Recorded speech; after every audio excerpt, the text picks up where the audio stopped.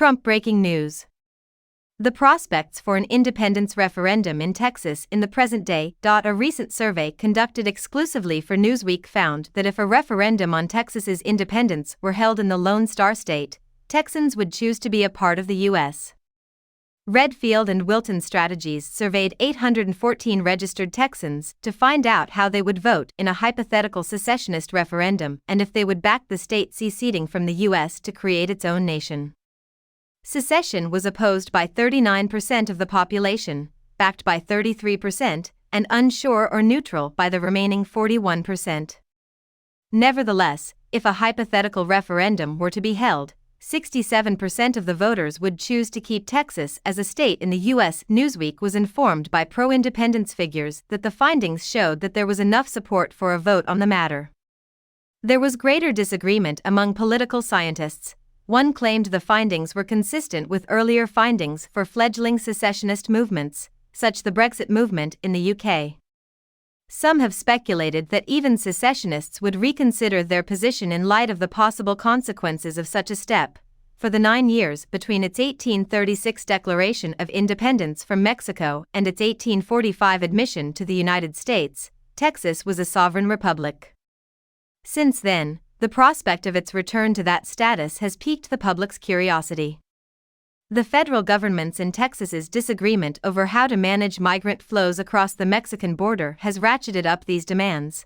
For their most recent survey, Newsweek asked, "How strongly would you be in favor of or against Texas seceding from the U.S. and establishing its own republic?" The following percentages of respondents were given their opinions. 17% said strongly support, 16% said support, 21% said neither support nor oppose, 12% said oppose, 27% said strongly oppose, and 7% were unclear. The survey was administered online from February 1 to the 3rd. The subject of whether Texas should be an independent country or a state within the U.S. was also put to the respondents in a referendum. While 23% chose an independent country and 10% said they were unsure, 67% said it was the state within the United States.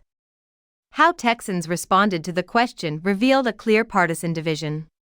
A whopping 36% of Trump supporters and a mere 6% of Biden supporters expressed a desire to vote for independence in 2020. A quarter of those who did not cast a ballot in 2020 expressed support for independence, while a third of those who cast ballots for third-party candidates did the same. On the other hand, there is some good news for the Texans who are fighting for independence. 22% of respondents said they'd strongly agree and another 22% said they agree, while 17% said they'd strongly disagree and 13% said they disagree. 20% of respondents marked themselves as either agree nor disagree.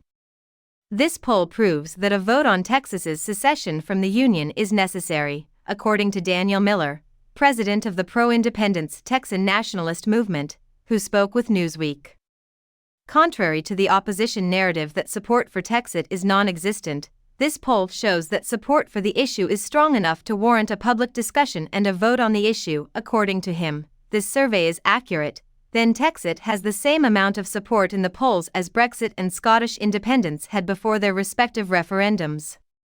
It also proves that the anti-Texit movement isn't as strong as they claim to be. At the end of the day, the only poll that counts is the one in which every single Texan has the opportunity to cast a ballot for Texit. In addition, Miller forwarded a survey by Survey USA that was administered to 625 adult Texans from June 21, 2022, to June 30, 2022.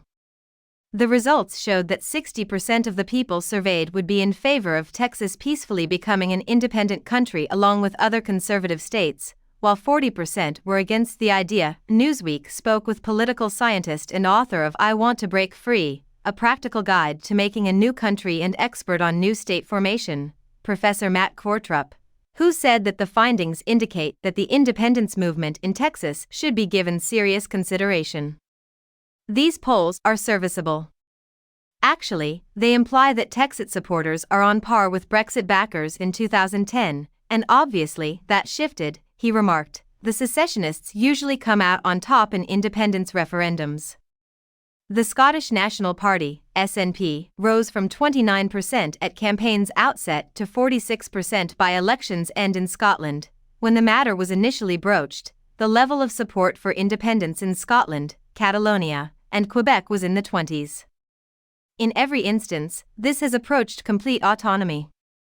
People who think Texit is coming soon may find the polls discouraging. Those opposed to Texit, like Governor Abbott, should be concerned about these percentages. A rift has opened up in recent weeks between Biden administration officials and their Texas counterparts about the proper response to the problem of illegal immigration along the Mexican border. In a ruling handed down by the Supreme Court on January 22, federal authorities were given the green light by Texas Governor Greg Abbott to dismantle the razor wire that had been set up along the border in an effort to discourage crossings. An angry reaction erupted from the Republican, who asserted that the state had the constitutional authority to defend and protect itself and that it was facing an invasion. With posts made on his Truth Social domain in an apparent effort to rally support for Abbott's border restrictions, Trump, who is now leading the Republican presidential race in 2024, called on other states ruled by Republicans to deploy their National Guards to Texas, according to James Henson, head of the Texas Politics Project at the University of Texas at Austin. The results will probably lead Texans to rebel against the current government more than spark a serious discussion about independence, as reported by Newsweek. I think the results confirm what we've seen in the public discourse around the fantasy of secession. The idea of Texas secession taps into the symbolism of Texas independence, which speaks to a minority share of the state's residents, especially when there is no consideration of what the costs and trade-offs would be in such a scenario in either the poll question or the policy discussion, such as it is.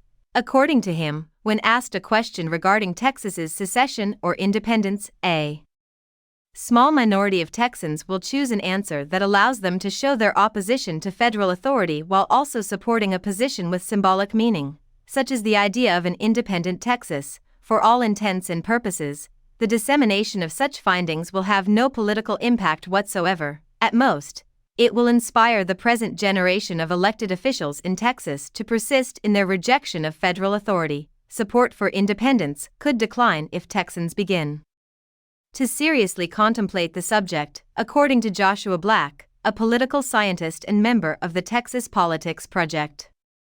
These results largely support the notion that the secessionist sentiment is a minority one in Texas. According to him, when given the option to support or oppose secession from the United States, less than 25% of Texans still appear to choose the former, even when portrayed in the most positive light possible and without any reference to possible bloodshed or any compromises whatsoever. It's not unreasonable to expect support to decrease from this already low level if a real discussion began about the realities of Texas becoming an independent country, including the need for a far larger and more involved Texas government, as well as related impacts to trade, business, and even the movement of its citizens.